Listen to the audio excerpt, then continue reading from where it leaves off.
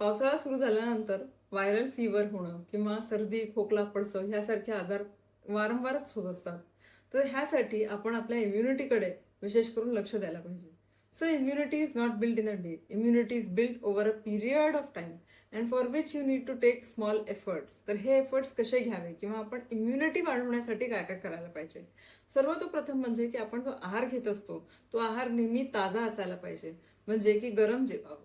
त्याचबरोबर शिळे पदार्थ कम्प्लिटली वर्ज करावे आणि वातुळ प्रकार जसं की पावटा, वांग, बटाटा हे पावसाळ्यात घेऊ नये. फार कचवट प्रकार किंवा सॅलड्स ह्याचा समावेश आता पावसाळ्यात थोडासा कमी किंवा आटोपशीर घ्यावा. त्याचबरोबर दही किंवा ताक हे जरा कमी करावं.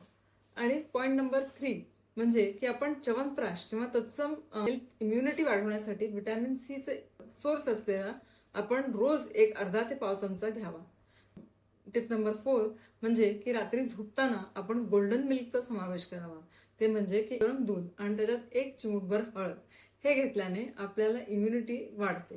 पॉईंट नंबर 5 म्हणजे की आपण जेव्हा जेव्हा चहा घेतो तेव्हा त्याच्यात थोडीशी तुळस किंवा आलं हे घालून घेतलं तर नक्कीच आपला गळा सुद्धा छान राहील. अशा हेल्पफुल टिप्ससाठी नक्कीच मला संपर्क करा. मी doctor Dipti Deshpande, Swanubhuti Ayurvedic clinic and Panchakarma centre. We are located at Warje, Pune. Thank you.